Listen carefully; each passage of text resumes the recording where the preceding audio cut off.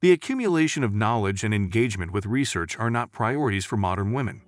If you go on the internet, you'll find that most men who have a preference for younger women are just complaining about their single status. It's possible that you'd think they'd lost their minds. They are under the impression that we are speaking in this manner due to our ideological beliefs, which is, of course, not the case. Men are very simple beings who don't need much more than their partner's undying loyalty, respect, and appreciation. Women, on the other hand, tend to demand absolutely everything and even more. The typical woman wants her future husband to be attractive, wealthy, and tall, among other desirable qualities. However, in many instances, she is unable to even offer something beautiful on the inside. Surprisingly, feminism has led to women being locked up while men have been let out of jail. Because the idea of their prime ending is terrifying, and because women who are stuck in jobs they despise have learned the hard truths about the labor market firsthand. This very last sentence tells a lot, but because of their social programming, the majority of women can accept it. Women are tricked by schools, the media, and the entertainment industry into putting off getting married and having children, but also pushed forward with other plans, like pursuing an education, a career, or even multiple partners. By the way, when we say partners, we don't even mean long-term relationships, rather we mean flings like Chad and Tyrone. These same women will later attempt to settle down. Keep watching to learn more about these leftover women, why they're unhappy and resentful, and why you should stay away from them at all costs. Social conditioning is incredibly harmful and strong. Modern women who fall for it will go to any lengths to uphold the beliefs they claim to have. In reality, they simply combine it with what they have been taught by influential people in international schools that don't give a damn about the happiness of women. They don't care about data nearly as much, you guys do, and I'll give it to you now. The Unhappiest Person Award goes to professional women who are single and around 42 years old. Despite the fact that they can earn about $100,000 USD annually, they remain unsatisfied. By the way, this data was taken from an article on the website for the women's magazine at magazine.com. Additionally, the same article claims that a married 39-year-old man is the happiest person, with an annual household income of between $150,000 and $1, a single child, and a part-time working wife. It's possible that the author doesn't take into account the fact that single men can make that much money. But the fact that this magazine for women backs up what we already know about leftover women is very enlightening. The movement toward women's liberation, particularly in relation to passionate and economic issues, is making women unhappier than they have ever been. In today's society, women are free to say what they think about the passionate revolution.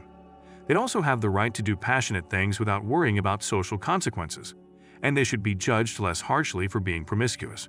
In point of fact, the MGTOW do not allow any women, much less someone with such characteristics, into their lives. In fact, even economists have come up with a term for this phenomenon, and it's called the paradox of declining female happiness. Between 1970 and 2005, when these women talked about male privilege and the patriarchy in their conversations, women's happiness went down by a lot. They are not really knowledgeable in the subject matter that they are discussing.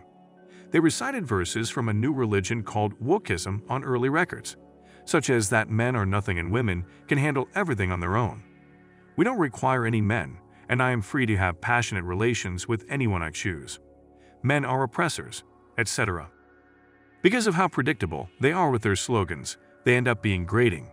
In today's society, women who care more about having a successful career in education than starting a family are hard to deal with, hard to stand, and have a hard time finding dates. They have been conditioned to believe that it is possible for them to advance their careers while still in their 20s, have a prosperous career, a number of different men sleeping with them, and then finally settle down in the middle of their 30s. Despite the fact that they claim that doing so helps them have respectable savings and learn more about themselves, reality in its purest form is very different. In particular, they tend to overspend, live from paycheck to paycheck, and carry around a lot of emotional baggage. All of these things have hurt their ability to bond as a couple. When they reached the middle of their 30s and 40s and found that no man was interested in having them as a partner, they found themselves turning to legal medications like antidepressants, as well as other substances like alcohol and cigarettes. This does not imply that men do not pay attention to them, although it is true that some of them get horny when they think about experienced tricks. However, they do not elaborate further. The more steps she takes to establish a family, including getting married and having children, the more masculine she appears. If I were to summarize how the remaining women think, I would say that ideology, rather than biology, is more important. They ridicule and generally disrespect men by demonizing them and making jokes about them. Here are a few more facts in case they still need them. When women have more than 10 passionate partners, their desire to settle down with a man is nothing more than a last-ditch effort. Pair bonding is almost impossible, and research shows that her DNA probably comes from more than one man. Let me put it this way.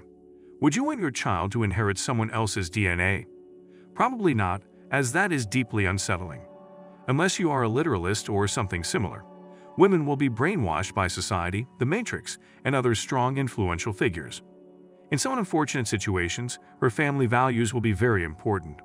A person will always be shaped by their family. If social conditioning is combined with not having a good role model, having a bad mother, or both, the woman is more likely to have been harmed than a typical woman who was raised in a stable home. When you eat traditional women, it's like going back in time to the good old days. They aren't very common though. But leftover women and modern women in general want to be treated as traditional women, even though they don't act that way. They probably never understood the saying, "You can't have your cake and eat it too." Overall, leftover women are not a good choice for a date. They would rather be right and bossy than happy. Even honest women know it and say it, which is shocking.